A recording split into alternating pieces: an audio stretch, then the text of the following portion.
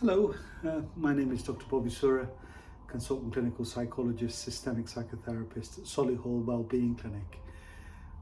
What you're about to view is a talk that I delivered to the Solihull Natural Health Group in June 2025. The subject matter is around finding calm within, mood management, relational vibrance and stress reduction. Many people have asked for a recording of the talk. There happened to be a recording made. It's not the best quality, but I hope you enjoy watching it and can take something from it. Thank you very much. Bye-bye now.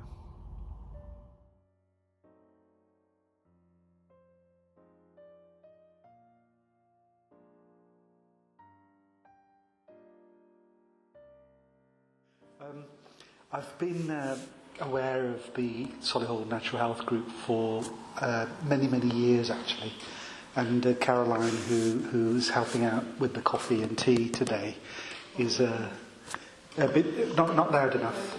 Yeah, is that loud enough? I will talk louder. I have got a very soft voice, so I'll try and raise the volume a bit. But Caroline's there, and I've known Caroline for a number of years, and she's been my little conduit into this group.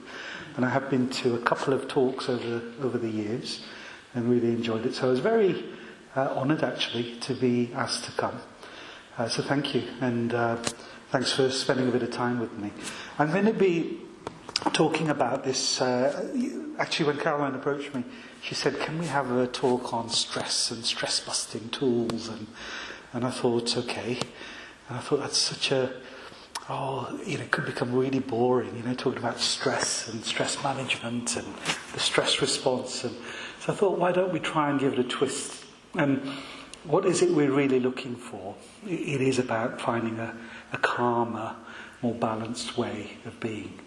And if we have greater calm and greater balance and greater, what I call within the little blurb that I put out, relational vibrancy, as well as mood management, as well as finding calm within, then actually stress doesn't have many places to go.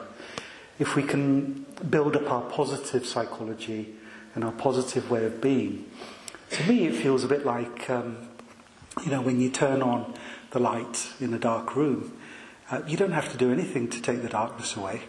The darkness kind of recedes all by itself. It's just about having that light, that hope, that positivity.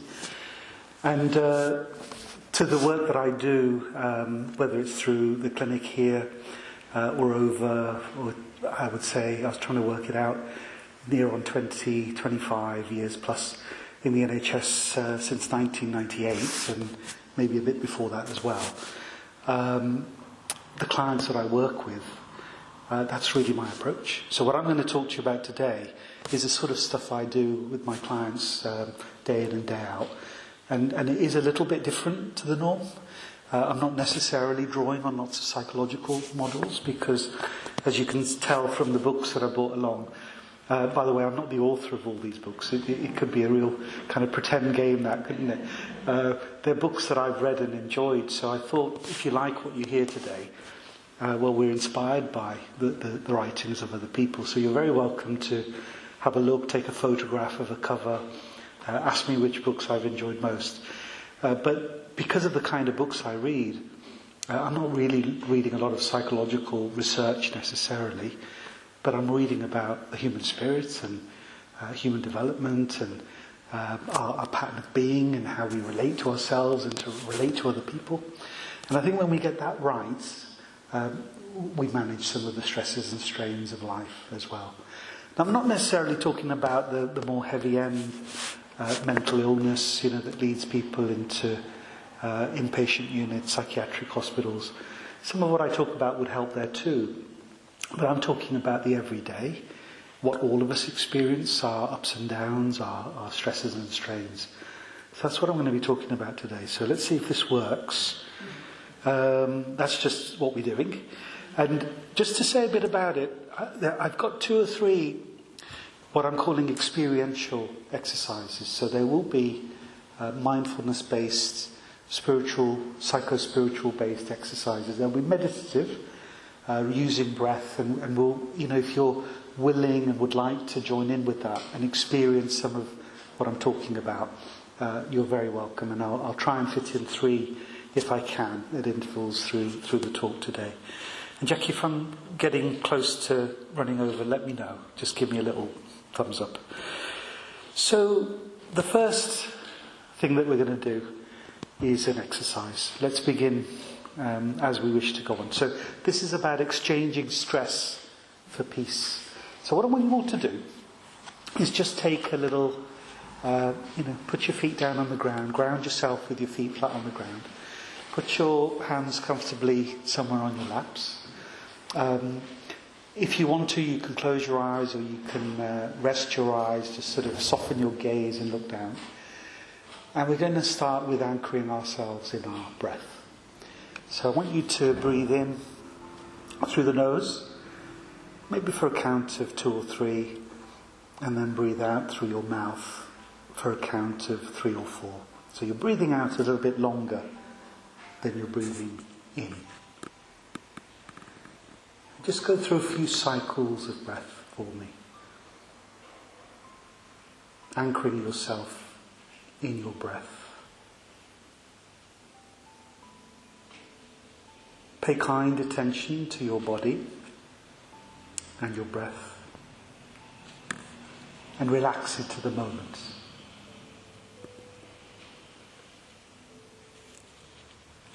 I want you to begin with thinking about a really happy moment in your life. A time that you will always remember. A time that you felt really happy and vibrant and at peace, connected. And take yourself back to that moment. It might have been recently. It may have been many years ago. But I want you to visualize that time and that place again.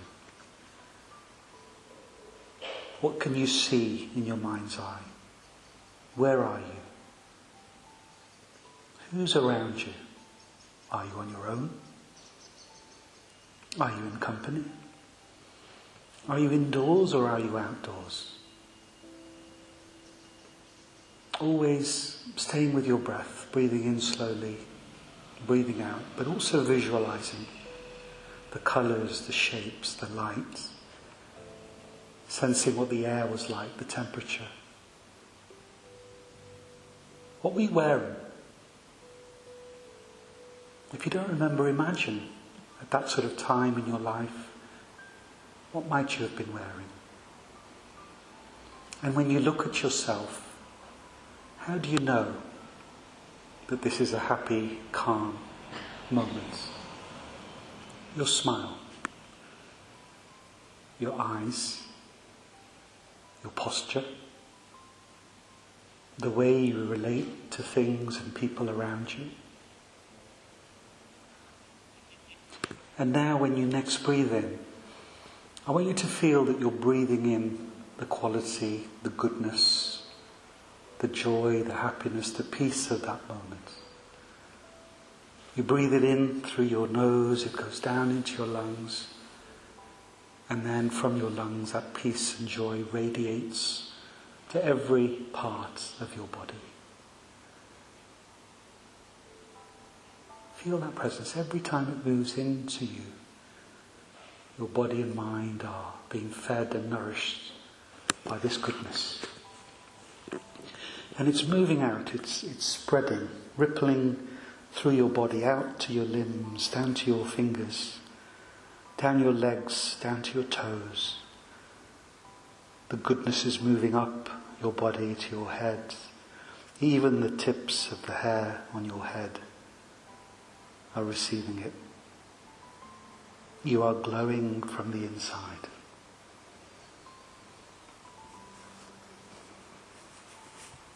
Just enjoy that peace.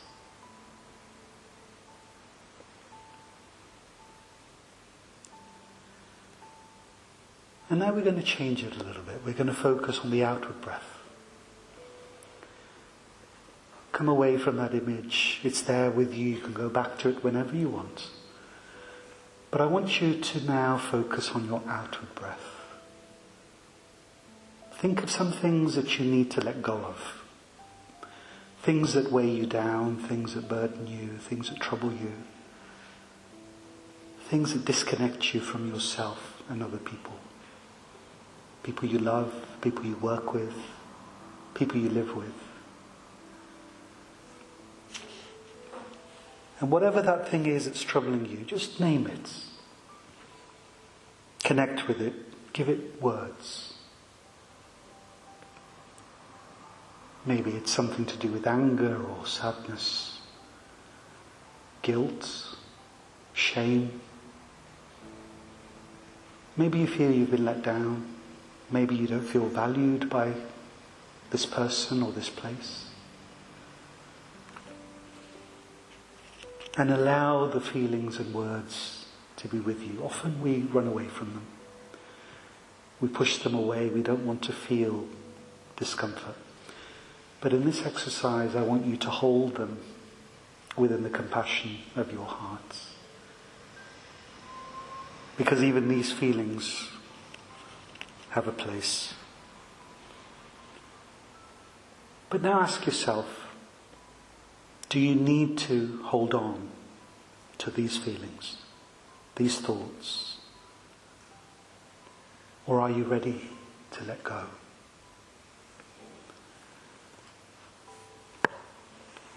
Somebody once came to me and said, I feel imprisoned by my thoughts, my anger, my guilt, my annoyance.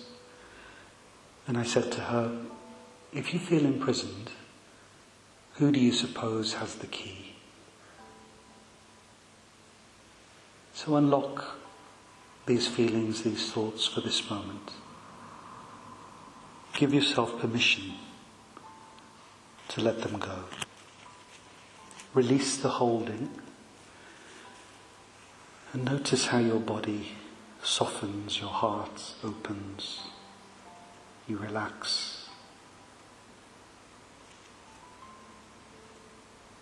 And with each breath, gently, over and over as you breathe out, whisper to yourself, let go. Let go. And the more freely you let go, the more peace you will feel. If you let go a little bit, a little peace. If you let go more peace. And if you let go altogether, you will be free. Your heart, soul, mind will be free.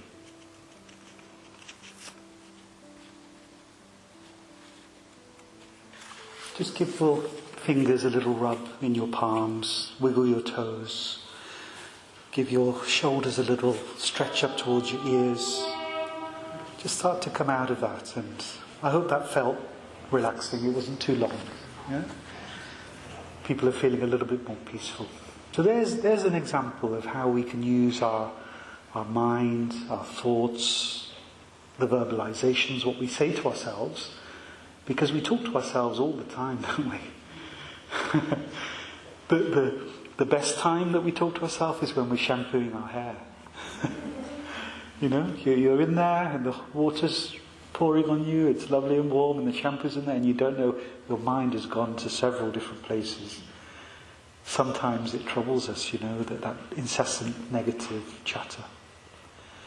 So when we can talk to ourselves, bring in the peace, remember the good times, remember what really fills us up, and let go of things that don't serve us. That's what that exercise was about. So, don't postpone your happiness. I've got some cards, I'm sorry, I couldn't remember everything today. And I've not delivered this talk before, so it's totally fresh. So it's not like I've practiced it and know it off the back of my hand. But not to postpone your happiness. Omar Khayyam is someone we all know, you know, a very well-known character. He says, be happy for this moment. Be happy for this moment, because this moment is your life. We don't live yesterday or tomorrow, do we? We live here and now. The breath that we breathe now serves us. The breath we breathed last week or last month can't help us. The breaths that are yet to come, they're of no use to us right now. Everything, every transaction, whatever we do is here and now. So be more present. That's what really psychological mindedness, resilience, stress management, when we situate ourselves here and now. Because what does the mind do? It runs backwards and forwards in time, doesn't it? Yeah? Backwards, Eckhart Tolle says it beautifully. When we go backwards, we get regrets and depression. We think about everything that's gone wrong and everything we should have done and we didn't get done and what happened to us. You know, when we're in a negative mindset. And when our mind rushes forwards, it's anticipatory anxiety, it's worry. Is that going to work out? Am I going to be okay? Is my child going to work out? Is it going to all be okay? Our mind travels, but when we situate ourselves where we are, and there are some places where if you're situating yourself where you are, it won't help if you're in Iran or Israel or India, Ahmedabad right now, where that airliner crashed.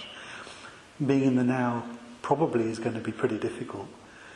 But for most of us sitting here, being now is okay. Being now is peaceful. Barry Mason is a family therapist. I trained as a psychologist and as a systemic family therapist.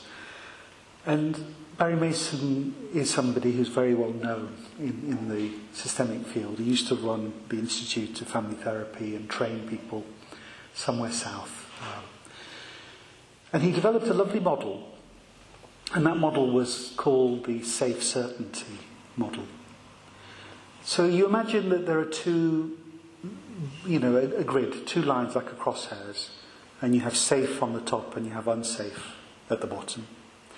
And on the horizontal axis, the x-axis, you have certain and uncertain. And then you get four grids. So you have some times that are safe and certain. You have some places that are unsafe and uncertain. And then you get a combination of unsafe, uncertainty, unsafe but certain, certain but unsafe. But everybody wants to be where? Everybody wants to be safe and certain, right? We all want to be safe and certain. But the thing is, it's a mythical place, isn't it? Is there any time or any place in our lives that is totally safe and totally certain? There's always challenges. There's always something that's not going to go according to plan. There's always something that we might not know. There's always going to be some risk. Somebody may say something. Our best laid plans may go to waste. So safe certainty doesn't really exist, Barry Mason says. We can aspire to it, but it doesn't really exist. The best that we can live with is safe uncertainty. So we are grounded within ourselves. We have a sense of safety and stability, resilience where we are. And things may be uncertain around us.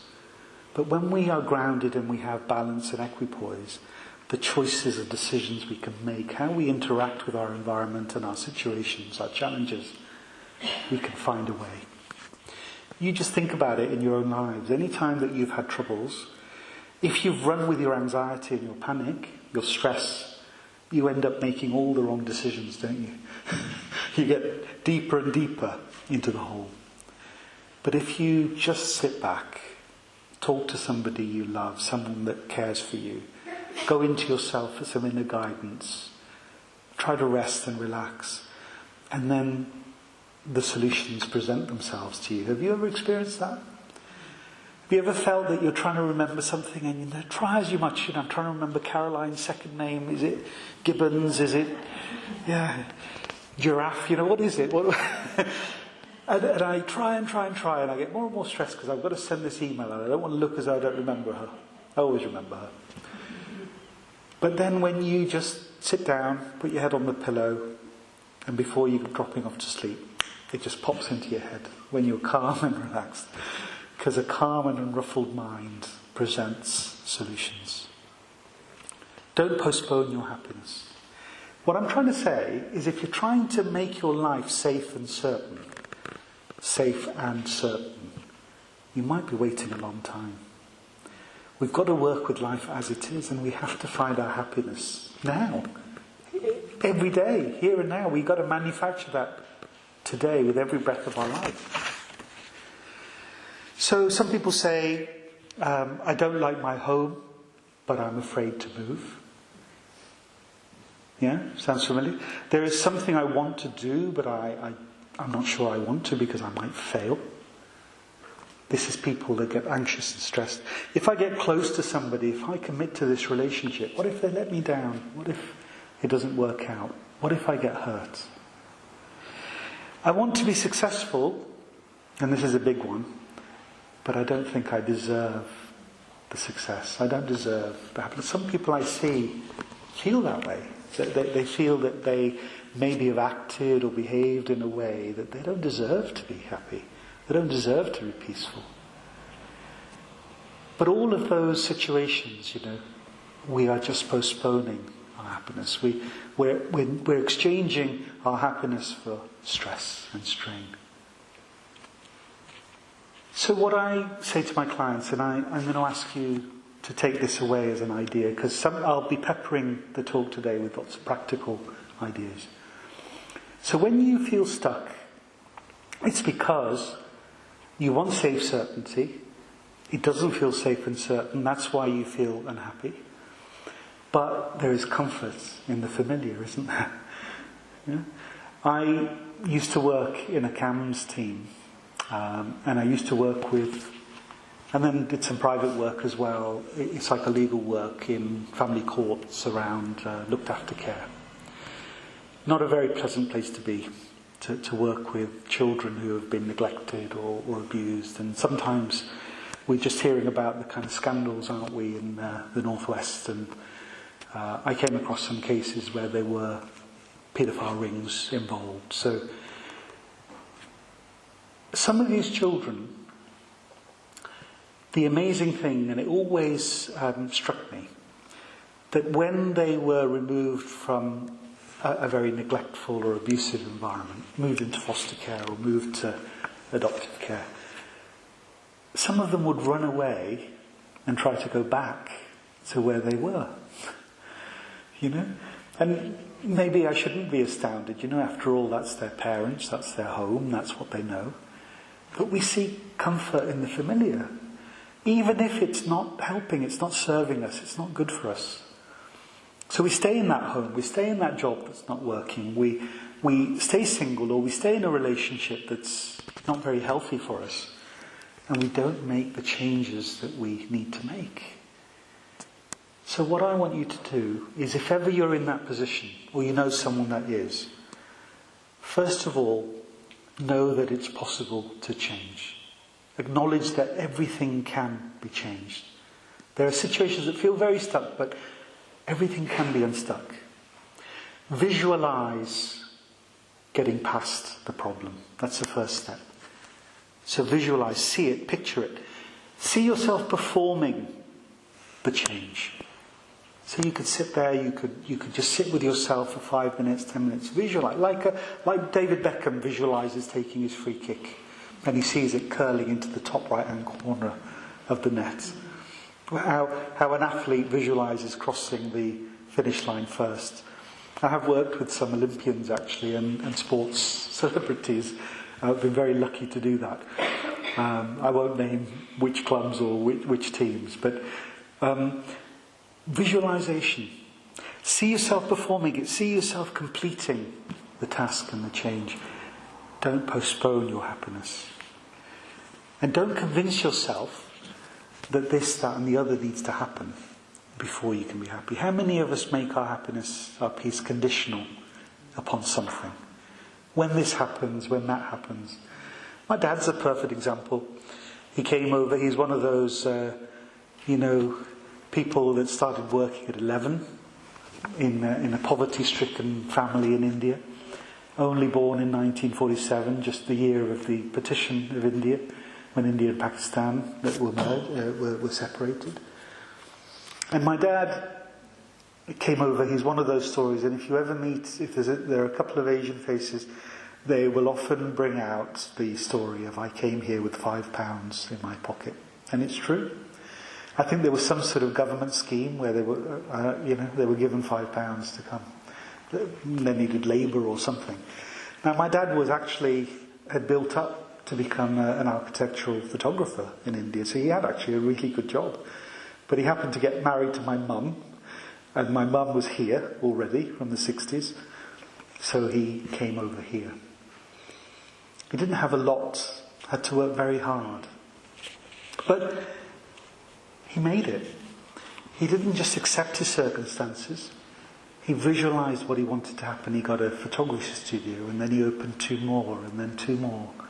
And then he had a house in Bulgaria, and he had a yacht, and he had lovely cars, and he had a very, very comfortable life, and we were very privileged to experience that. But he went for it. He didn't believe it wasn't possible. So we can all get there. It's just about having that vision. Temporary identities. Sometimes we lose ourselves. This picture here is of 2 birds. And I chose this picture because I came across a verse in the Mundaka Upanishad. The Upanishads are ancient spiritual texts, thousands of years old. Some of them, I think, as long as certainly 3,000 years, if not longer. So this particular Upanishad has a little story of 2 birds. 2 birds perched on one tree. One bird is eating the fruits. This is what the story says in the Upanishad. And the other bird is just watching. And what the Upanishad is saying is that the bird that is eating is tasting the pleasure and pain of life. And the bird that is watching is a silent witness, is a higher being, if you like. Is there, is surviving, is living, but is witnessing. And this is really important because sometimes we get lost in our roles and our responsibilities in life. If somebody asks you who you are, well, first of all you say, my name is Betty or Bobby or whatever, Caroline. But really the name is just something that was given to you, isn't it? If you wrote your name down on a piece of paper, if I wrote down Sarah, S-A-R-A or A-H, and I gave the, Sarah, you handed that piece of paper to me and say, this is who I am. Well, if I rip up the piece of paper, if I crumple it up, if I burn it or, drown it or throw it in the bin, Sarah's not gone anywhere. I wouldn't do it, Sarah. But you're still there. So the name in itself can't be you. Right? The name is just something you were given. You could have been called something else and you'd still be.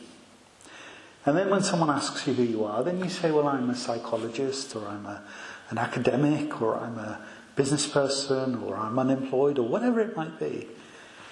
But are you telling me that if you had a different job, if you hadn't gone to university, if you hadn't studied certain things, that you wouldn't exist? You'd still be, you'd just be doing something else. And then someone says, well, I'm such and such's husband, you don't know me, but I'm Menka's husband, or I'm, we name our relationship, I'm Dia's father, these are my children.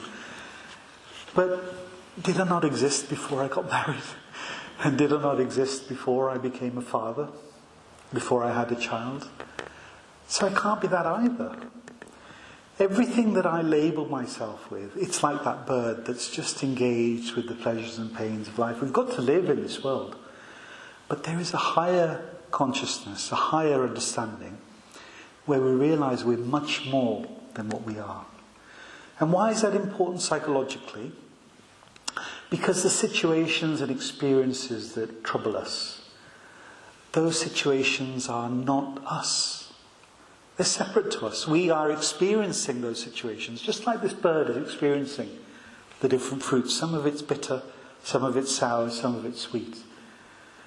We are experiences as we travel through this journey of life. But too often we confuse ourselves with the experience. So now, when people come to me, they say, I'm depressed. Well, no, you're not depressed, you're a human being. You might be feeling depressed, you may be experiencing depression, but that's not what you are. I'm a cancer patient. Well, you might have cancer, but you're not cancer. We confuse our identity. Think about this. There's a teenage daughter who falls pregnant, maybe 17. Even when I was at school, there was one young girl that fell pregnant very young. It's tragic, isn't it? The mother felt such a failure. She felt that she was a failed mother. Right? Everybody was telling her, why didn't you supervise? Why didn't you know where she was? What was going on? Why didn't you teach her better? So now her identity, the temporary identity, becomes that of a failing mother, or a mother who's failed. And then the daughter goes on to have the baby. And to get her back to college and studying again, the mother of the daughter, the teenager, starts to look after the baby. And now she becomes a doting and loving grandma. So she's no longer the failed parent, she's now the doting and loving grandmother. The identity has changed. Now that's what she's associating herself with. And then the daughter finishes her studies, gets a good job, finds a partner and moves away with the baby, who's now, 4 or 5 years old. And now she feels like what? An abandoned parent. Somebody who feels that everything she's done has been taken for granted and hasn't been appreciated. How could my daughter leave it and just take this baby away? One person, one relationship, and look at how the identities have changed. Why? Because we've confused ourselves with our roles and the jobs and the things we're doing, the experiences. The experiences matter. That's what makes life life, right? I'm not saying, ignore the experiences. They matter. They're part of the sentient experience of life. But we cannot get too confused with them. We have to have a higher self. In transactional analysis, is a particular psychotherapy approach. There are 3 modalities. If anyone studied them, there's the idea of a child. Every one of us has these 3 components within us. One of them, there is a child. And in a child, sometimes it's called the hurt child, the vulnerable child, the frightened child. It's there, right? And then we also have a parent within us. Often an image of the kind of parent we had, the experiences we had. The kind of things our parents said to us. Do you ever find yourself saying similar things to yourself? If there were good things, that's great. But if you were criticised and you were looked down upon and you were never good enough, we hear it in our own mind, don't we? And then we also have within us a more mature adult, a wise adult. Sometimes it's called our higher self in spiritual terms. Sometimes it's called, in psychological terms, it's called our wise self. The Buddhists talk about it in that way. But in transactional analysis, it's called the mature adult.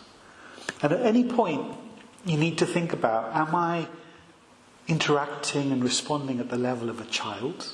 Am I having child-child interaction? Yeah, Donald Trump sometimes has child-child interactions with his tantrums, not to be too political. Am I acting like a critical parent? So I'm hurting myself and I'm berating myself, and hurt people, what do? They go on and project the hurt onto other people. So every time that you're impatient or angry or short-tempered with somebody, it's coming out of a place of hurt. It's usually either the hurt child or the critical parent that's at work. What we have to do is become that second bird that is the witness, the higher self, the mature adult, the one that has wisdom. And if we don't have that resilience, we don't have that resource in ourselves, that's where coaches and therapists and mentors, it doesn't have to be a professional relationship. Sometimes priests and gurus and people that we follow, sometimes the books and the scriptures, that anything can be our source of guidance, if we want to open up to it. And we develop that wise self. Really, really important to develop that calm within. We have to operate from a higher level. So don't identify with your roles. You have a job, you're not your job. You have a family, you're not your family. You have a body, and this might feel a bit strange, but when we come on to our meditation in a little while, the one that Caroline has pushed me to do today, she loves it. You have a body, but you're not just your body. Now that's getting a bit esoteric, it's becoming a bit spiritual. But I believe that we existed before we took this physical form, and I believe will exist long after this physical form is no more. And that bigger picture, that broader outlook, really helps to dilute some of the difficulties we experience in our lives. That's what I'm talking about. So if I put in front of you a flower, and I put in front of you a picture of somebody, a painting, and I put in front of you a mobile phone, and I put these three objects in front of you and I say, choose which of these is you. I think you'll be ringing the asylum for me, won't you? And thinking this psychologist's gone nuts, Yeah. You are none of those things, are you? You're not the phone, you're not the flower, you're not the painting or the picture. And if I say, well, who are you? And you say, well, I'm the one that's looking at them.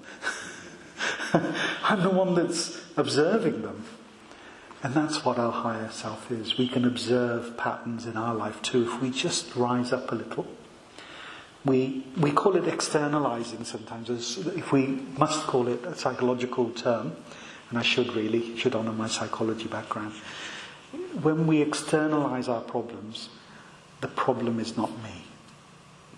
The problem is happening to me. The challenges are happening to me. I am not the problem. I am above the problem. And when we separate the problem out, then there is less sense of guilt and blame. Right? There's less, and there's more freedom to act in relation to the challenge. And sometimes then, when I used to work with teenagers who had eating disorders, anorexia particularly, externalizing is a very, very important part of the therapy. And what we do is we externalize the problem that the eating disorder is the problem, not your daughter. And you as parents are not the problem. You haven't created this eating disorder, because that's what some parents feel. They feel that it must be something we got wrong. Maybe we didn't do it right. The parents are not the problem. The teenager is not the problem. The problem is the problem is the problem. And when you externalize and separate, you rise above and you're looking down at the problem, then you can act in relation to it. If it's in here somewhere, what are you going to do with it? When you get it out and you look at it and you talk about it and you say, well, what does this problem look like? How does it sound? How does it come into your life? When does it leave? When do you forget about it and it's disappeared for a while? When does it become bigger? When does it become more powerful? When does it take control? What lets it in at those moments in time? We can start to ask relational questions with the problem. And also, you can create a team around the problem. So now it's not this eating disorder is the bane of our life, or my daughter is so stressful, or I'm such a terrible parent. Now we are all a team that are all acting to resolve this problem. And that's what we can do with stresses. And I think the ancient scriptures are talking about the same stuff, just in a different language. We just have to rise above. One last thing before I move on to another slide. I read a beautiful story that there was a statue, a clay statue of the Buddha, in a town north of Sukhothai in Thailand. You might have heard this story. It's a beautiful story. It was a beautiful, enormous clay image of the Buddha. And one day, a crack emerges in the clay. And the monks that are assigned to looking after that statue. A little bit like the people that look after this church. They put a ladder up and they climb up and they're looking inside the crack and thinking, what's happened here? It's weathered, hundreds of years of storms, and armies have come and gone and governments have changed, and the clay statue has stood the test of time, but why is it cracked? And they peer into the crack and get a little torch and shine it in, and there's a golden glow that reflects back. And they realise that actually the Buddha is made of gold. It's been covered in clay. The clay has been surrounded around this beautiful golden statue, the biggest golden statue in Southeast Asia. And obviously they take off the clay and they reveal the golden Buddha. It's a real story. And what it teaches us, why was it covered in clay? Well, when raiders were coming into the village, into the town, to loot and pillage, from another country, the monks at that time, hundreds of years ago, felt we need to protect this clay, this golden statue. They'll knock it down and take it back and melt it, right? So they covered it in clay because they were in a position of threat, they were in danger, there was a risk. So they covered it in clay. And over the years, the decades passed, the centuries passed, and people forgot that it was made of clay. It was made of gold. And that's kind of what happens to us. When we live in threat and fear, when we live under stress, we sometimes, it's psychological defense, isn't it? We go into ourselves, we cover ourselves, we put armour around ourselves, we distance ourselves from people, we don't talk to people, we maybe withdraw into our bedroom. I've worked with people who don't come out of their bedrooms, they're just stuck in their room, so depressed they are. We cover ourselves, and we separate ourselves from our nobility, our potential, everything we can be. So re-establishing a connection with who we are and not living an impoverished identity. This idea of a temporary identity, we are much more than what we think we are. You all know the saying, what lies ahead of us and what lies behind us is nothing as compared to what lies within us. It is a bit spiritual again. I hope I'm talking at a pace that's okay. It's not too slow, it's not too fast. It's okay. You're all with me still anyway. Okay.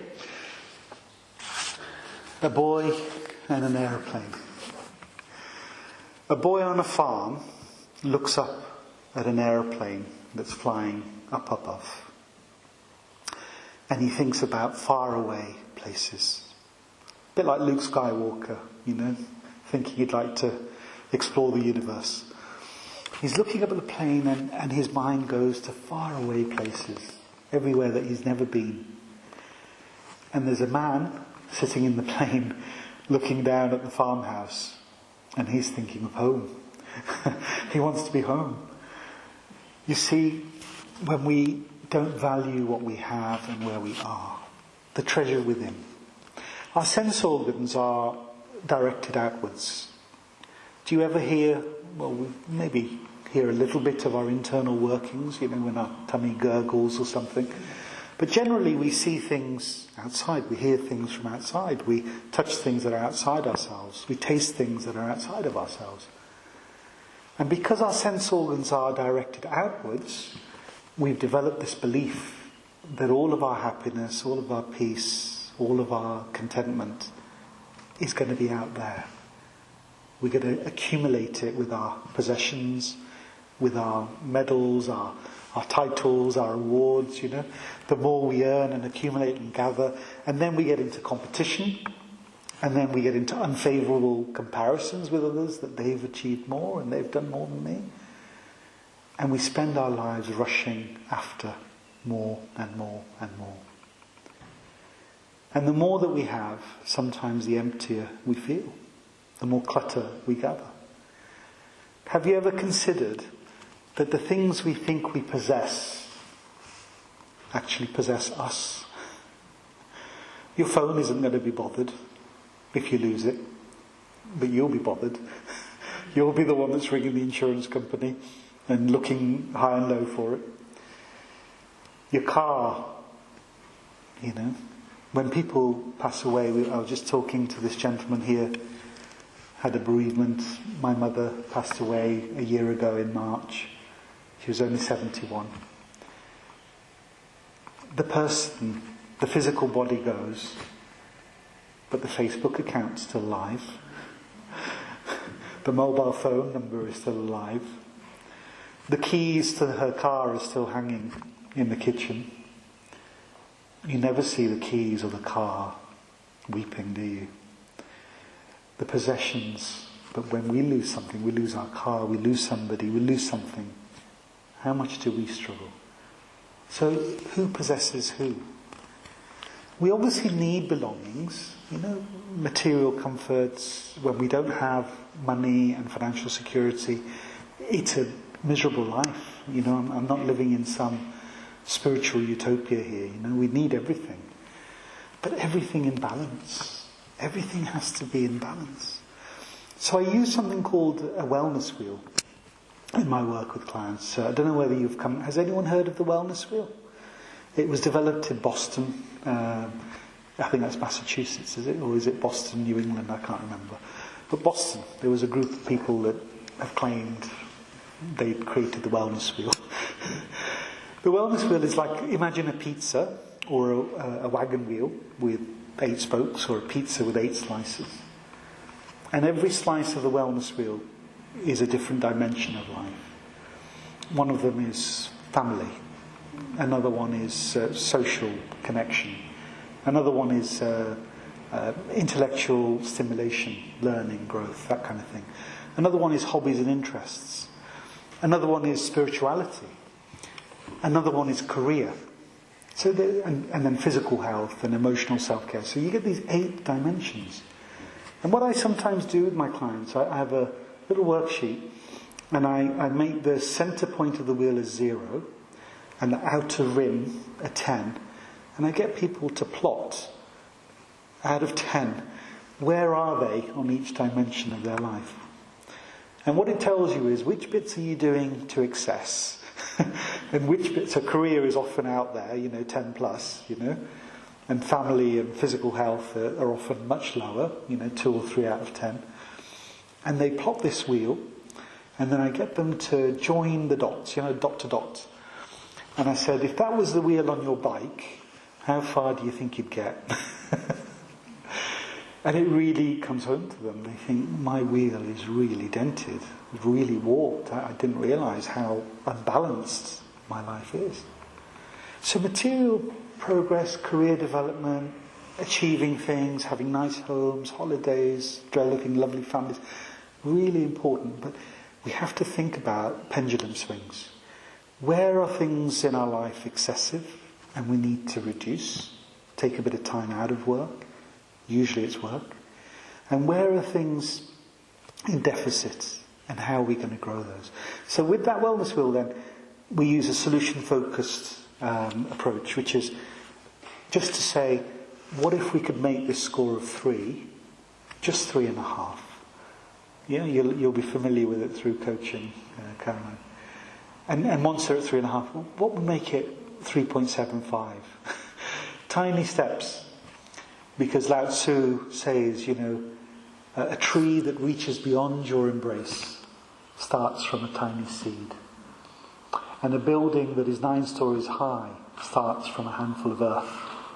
And a journey of 1,000 miles starts from beneath your feet. So tiny steps, tiny changes, incremental changes.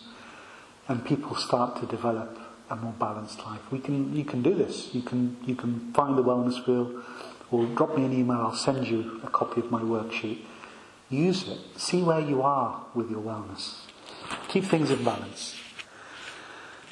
And after a windfall, when people win the lottery or they have a massive, boon of money, what the research shows, psychologically, is it takes about 2 years before people come down from their elation and extreme happiness and pretty much come back to where they were. So if they were pretty miserable before, they were miserly and miserable before they won the lottery, 2 years or so and they're back to where they were. And if they were happy and peaceful, they're back to where they were.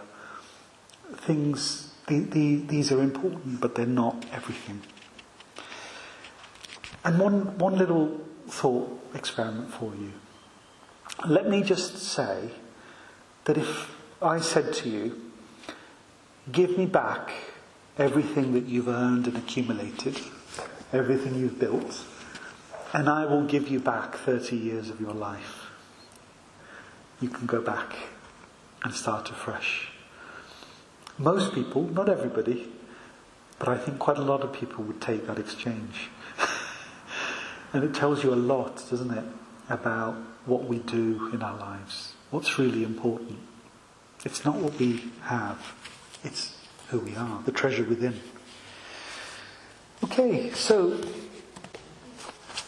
the exercise, not this, not that. The Sanskrit word for this is neti. So it's a process of not this, not that. You'll know what I mean when we do it. And we're going to separate ourselves from the layers of misconception that we carry around. So when you're ready, again, feet flat on the ground, put your hands, rest them in your laps, close your eyes if you can, and I want you to again anchor yourself in your breath. If you're uncomfortable closing your eyes, just find a spot and have a soft focus. Be calm. Soften your face, soften your shoulders, soften the muscles in your body. Ground yourself in the present moment. Anchor yourself in your breath, remembering that only the breath you breathe now is purposeful to you. Yesterday is not here, it's gone. This morning and this afternoon are no longer with you. They're in the past. Only the time you have now is available. And you are here, and you are now. As you breathe in, notice that the breath revitalizes you, energizes you. Every breath in affirms life. And when you breathe out, let anything that doesn't serve you go. Let it go.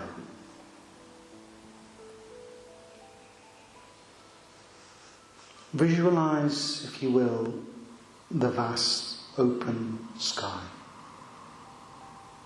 It seems endless, unfathomable, enormous, so open. The sky stays, but clouds come and go. They rise and fall.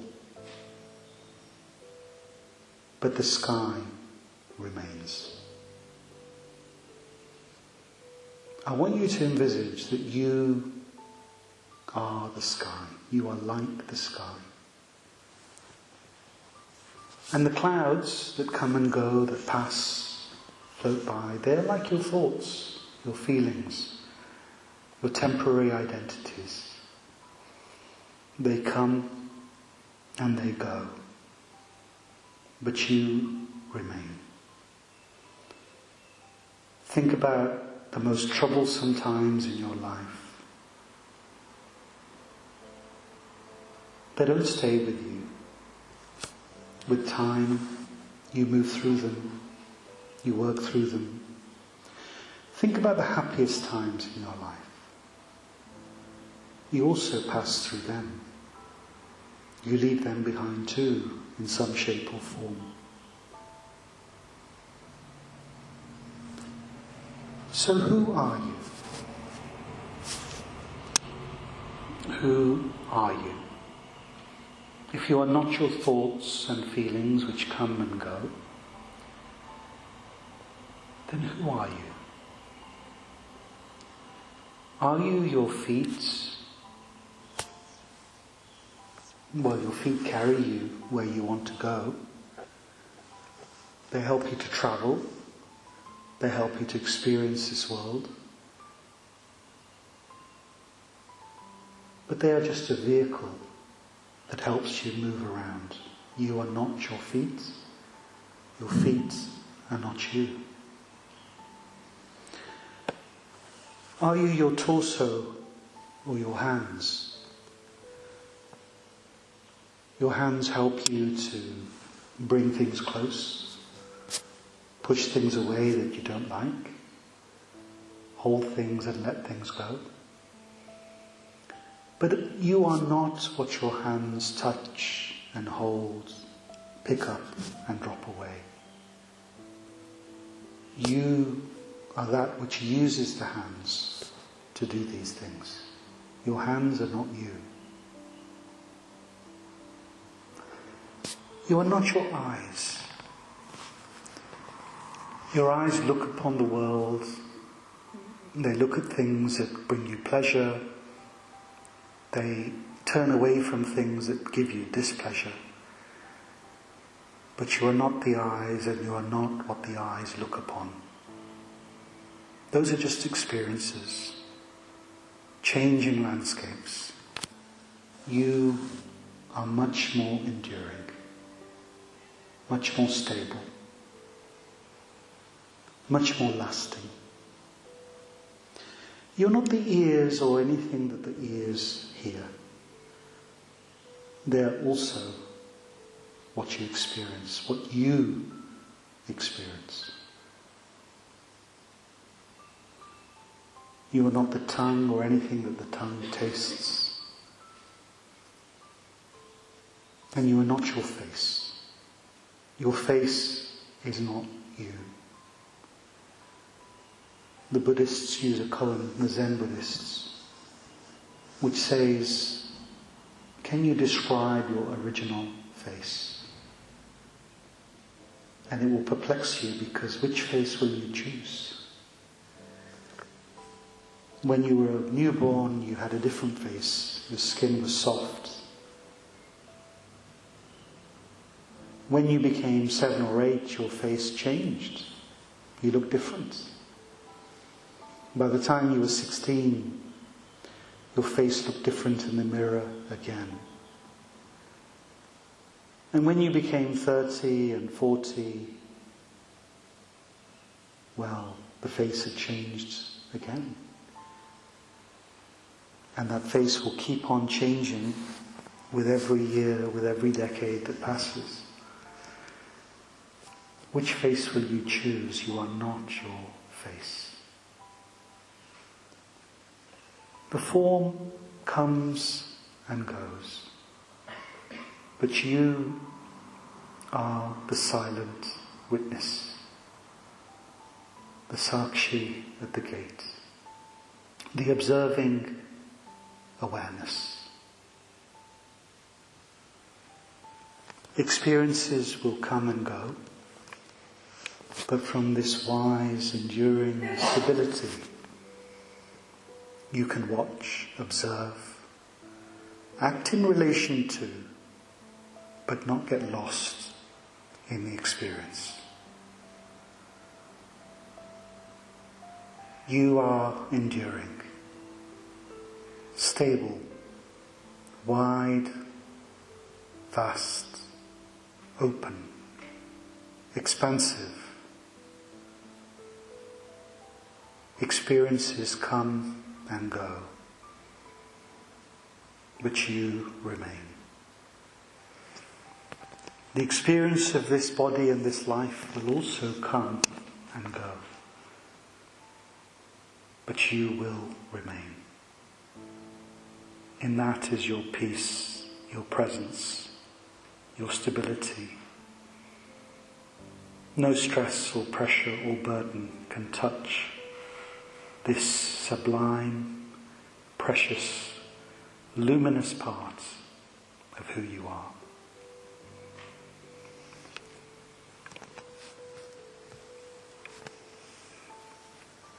Take a few moments to breathe and feel that sense of expansiveness. You are larger than your problems. You stretch beyond the stresses and pressures of this life.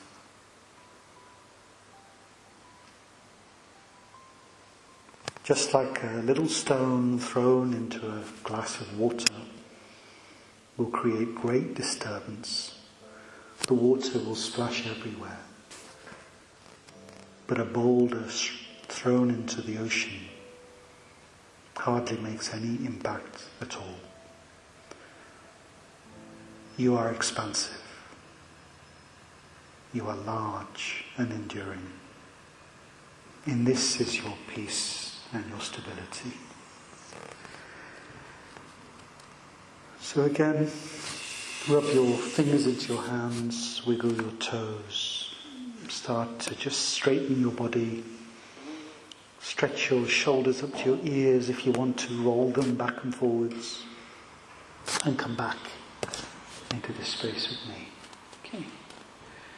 So that's what we call it. It's a version of neti. You are not this, you are not that. And you get to a point where you get that enduring self. Okay, how are we doing for time? Oh wow, goes fast, doesn't it? Acceptance and flow. Okay, I love this quote. You look at me and cry, everything hurts. I hold you and whisper, but everything can heal. Life gets easier when we stop fighting it. If you fight the traffic and curse the traffic and get stressed with the traffic isn't going to change. If you get upset when it rains, well, your upset isn't going to change the fact that it's raining. In this life, there are greetings and farewells. Flowers will bloom and they will dwindle and die. There will be sickness and there will be health. There will be happy times and there will be sorrowful times. You have to get beyond the polarities, the dualities.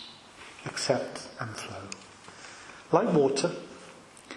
Water never stops, no matter what the obstacle is. It will flow around it, under it, over it. In the passage of time, it will even flow through it. Be like water. Soft, flexible, moving. Beyond the dualities, look at the bigger and wider picture of life. And here's a lovely, I've got it here. You might have come across the, it's down here. Jalaluddin Rumi, very famous poet. Many people have heard of him. And you'll have heard of this poem as well, I'm sure. If you like Rumi, you'll know it. The Guest House. Yeah? I'm just going to read this. Just hear it. This being human is a guest house. Every morning, a new arrival. A joy, a depression, a meanness. Some momentary awareness comes as an unexpected visitor. Rumi says, welcome and entertain them all. Even if they are a crowd of sorrows who violently sweep your house and empty it of its furniture, still treat each guest honourably. This guest may be clearing you out for some new delight.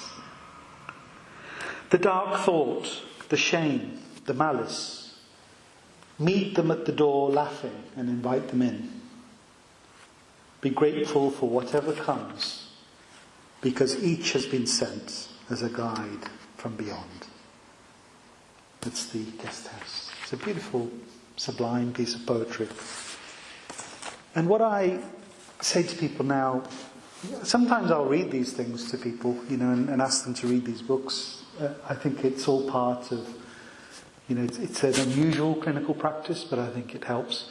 So I'll often say to people, When you feel a feeling, don't reject it out of hand. Notice what the feeling is, identify it, name it. See where you feel it in your body, where is it most present?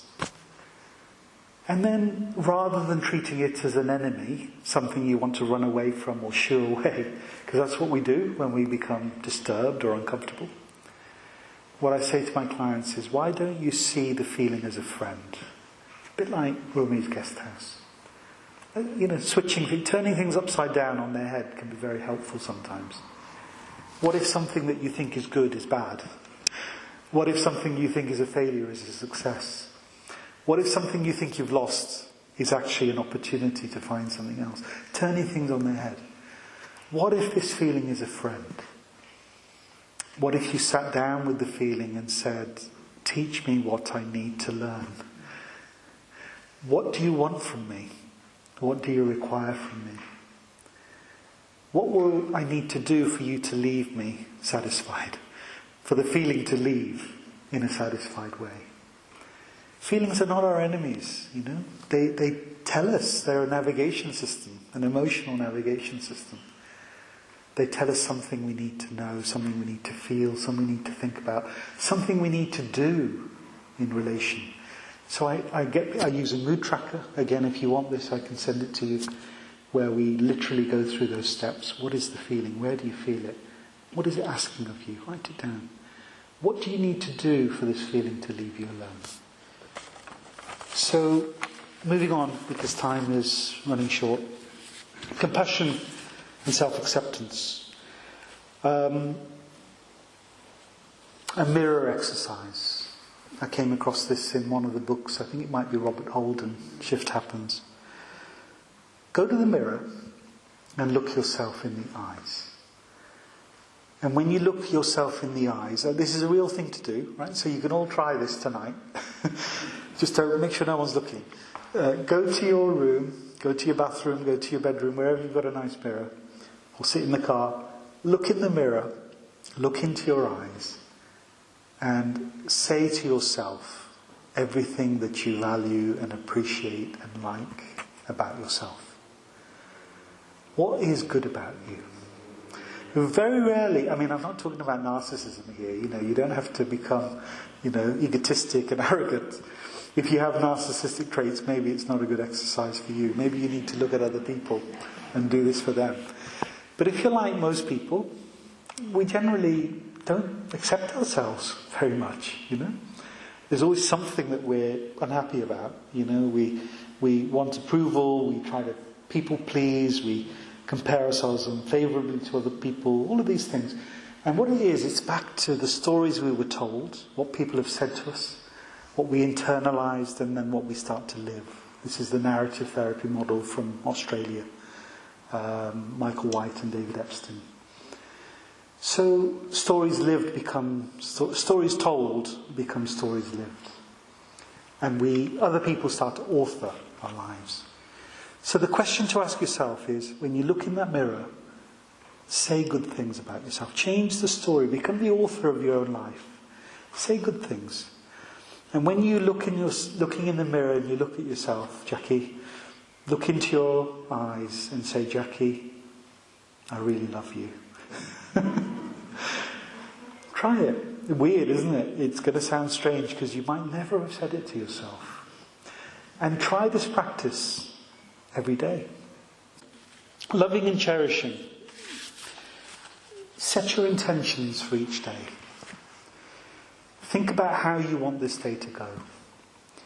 So you might say that I want to be a really loving and kind presence today. And everyone I meet, whether it's the bus driver or the ticket collector or my boss at work or my child when I wake up in the morning, I am going to send my love and my kindness in the way I look at them, the way I talk with them, the way I interact with them. Try to give what you want to receive. If you don't have enough love in your life, be the first one to start loving the people around you. If you don't feel you have enough respect in your life, try respecting other people. If you feel no one listens to you, start trying to listen to other people. If you feel nobody accepts you, you're rejected, then don't go around rejecting other people. Go somewhere and be accepting. Live what you want to experience. And I tell you, this world, it is a mirror. The way you look into this world, it looks back. If you say to the world, I'm unworthy, the world nods and says, yep, you sure are. If you say to the world, I don't deserve love, there's going to be no love coming into your life. But if you start to say more positive things to yourself, positive affirmations, positively tell yourself what you need in your life, and give what you need, you will have it in abundance. Loving and cherishing other people. I have to share this story because it's one of my most favourite stories. There's a teacher in a classroom. There are 26 children in the class. It's obviously a good area, you know. It's often 32, isn't it? 26 kids in this class. The teacher, on one rainy day, writes down the names of every child in the class on a blackboard or on a whiteboard. And then she says to the people, she says, right, here's a piece of paper. I want you to copy these names down, every child in the class, 26 of them. And next to each name, I want you to spend the next 15 minutes writing down something good and valuable, something you appreciate and like about this person. So they all do it. They all write down, Tom and Jane and Gurdeep and everybody, they all write things down. The teacher collects in the pieces of paper. And then what she does is she writes each child's name at the top of a piece of paper, and she summarises the 26 things that everybody said about that one child on that one piece of paper. And in a few weeks' time, she gives everybody their piece of paper. So there are 26 qualities. Can you imagine the children gasping? The joy they must feel. That I didn't realise that people like me this much. There's so many good things that people are saying about me, and they're real because it's about their experience of this person. So the teacher does this exercise. It's a wonderful exercise in itself, right? Just to do that. You could do that in your family, couldn't you, at Christmas? How about that? Or in your school, or in this group, people that you know. But the story goes on. Because 3 years later, there's a boy called Robert who's left the school, joined the army, and this boy gets killed in some conflict somewhere. And the teacher is invited to the funeral. You know what's going to happen, don't you? The teacher is invited to the funeral, and of course many of the classmates are there as well. And after the funeral, the mother comes to the teacher and says, you know what? When the military found my boy, they found this piece of paper in his pocket. It was crumpled. It had been folded and unfolded many times. It always gets me, this story. But this was one of the few things he kept with him, because it reminded him of his humanity, his goodness. And the teacher, obviously like me, couldn't stop crying, wiping away the tears on the cheeks. But then, lo and behold, one of the other classmates standing next to her pulls out her purse and says, Miss, because we still call Miss, don't we? Even when we're 40 years old, right? And she says, Miss, I carry my piece of paper wherever I go. It's always in my purse. And then someone else comes up and says, I keep my piece of paper in a frame on the wall. I look at it often. And someone else comes and says, well, we took, I married somebody from my classroom, and we took our wedding vows according to this piece of paper. What one act of generosity and kindness and love did for that class, the teacher could never have fathomed or believed. But that's what happens when we love and cherish each other. What do you think happens when you start to love and cherish yourself? Great things happen. I think, Jackie, we're probably near time. Do I have time? I could sit here all night. What time is it? Sorry, I'm lost. I don't know. It's coming up to 9. We've got 5 minutes, haven't we? Yeah? So this one's a quick one. A double column technique. You can do this as well. Put on one side what nourishes me. On the top of the other column what depletes me. And write down a list of things that occur to you. Okay? Write them down. And you will know what you need to do less of and what you need to do more of. Very simple little exercise. You can do that. Great with your kids, great with work colleagues in an organisation. You know, it's a lovely little simple technique. The quote you can read. And I'm going to conclude with one final exercise, if that's okay. Okay? A shorter one. So what I want you to do, no need to close your eyes for this one. I want you to put your palms out in front of you. So they can be sort of, about there, So not necessarily in your laps, but up there. And I just want you to breathe into the space between your lips, your nose and your palms. And I want you to look at your palms as though you have never seen your hands before. Imagine you're some alien life form. It's the first time you're gazing upon a human hand. And just notice it. Look at the shape. Look at the contours. The etchings on the hands, they feel like something some ancient civilization has written. They tell a story. And I want you to, with one hand, touch the other. And just feel the cushioned parts and the padded parts. And as you roll your thumb over the hands, how there are markings that you can feel, you can touch. How the fingers are a bit more bony. And move your hands, fingers, clench them open and close. Look how versatile they are. Twist your wrists. And you can see the back of the hand is different again. And now just looking at your hands, breathing into the space between them. I want you to imagine what these hands looked like when you were a baby, when you were first born. Dainty, soft, beautiful. Those hands that used to hold on to a parent's finger. And notice that when those hands got a little bigger, they helped you to hold things. Maybe your bottle of milk, maybe your mum's hand. Notice that those hands started to help you lift yourself up out of your crib or off the ground. Notice that those hands, as you got a bit bigger, helped you to open doors, brush your teeth, colour in paintings and drawings. Notice how those hands helped you to find someone you thought was friendly. You wanted to hold their hands, they held yours.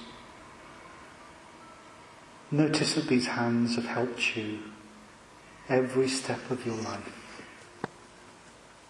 Wherever you've been, these hands have been there. You probably have never said thank you to your hands. So I want you to now breathe into the space between your face and your hands.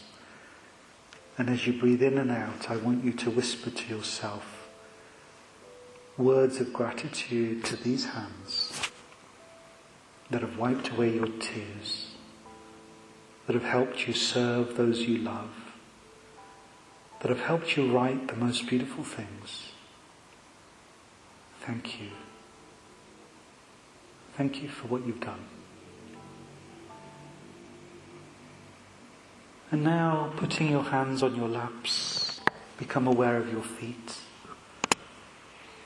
Notice your feet in your shoes or in your sandals. They have taken you to all different kinds of places, helped you run, play sport, walk along a beach, stand up. Just give a word of thanks, of gratitude to your feet. Thank you. And do the same with your eyes, your ears, your heart. Every part of you needs a vote of thanks. And then say thank you to whoever raised you and guided you and taught you. Thank you to the earth for the food it gave, the waters it supplied. Thank you to the whole universe. Because when we start to notice what we're grateful for, we realize that there is more to be grateful for. And where there is gratitude, it is directly, inversely proportional to lack. Gratitude equals abundance. Abundance equals joy. There is no darkness or stress that remains when we are grateful. Thank you, everybody. That's the end of my talk. I've missed a few slides, but I hope it's been useful. Thank you very much.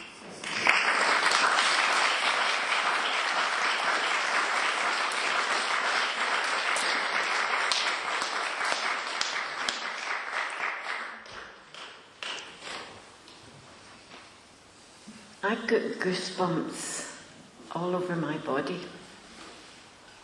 I feel as if we've been in the presence of a spiritual master tonight. I feel I'm going home a different person than when I arrived.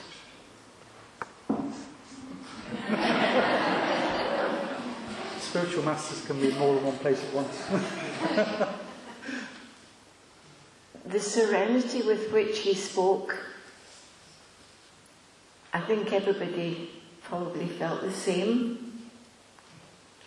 We could have sat there for hours just listening to wise, wise words. I don't understand why we've never had Bobby come to us before. Certainly not in my time. We've missed out. It was very fitting in a church as well. So spiritual, and I think you'll all float home tonight, and it's giving you a lot to think about.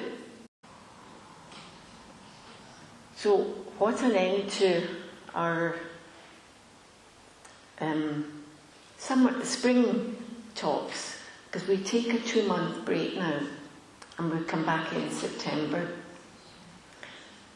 But I hope that in that 2 months you go away and practice some of these things that Bobby's talked to us about tonight. It was truly beautiful. Thank you very much, and have a beautifully safe journey home tonight. And look at yourself in the mirror. Tonight. Because believe it or not, I actually do that. Because somebody at a talk once before told us to do that, and it really works. So, polish up your smiles and go home and practice even one thing that you learned tonight.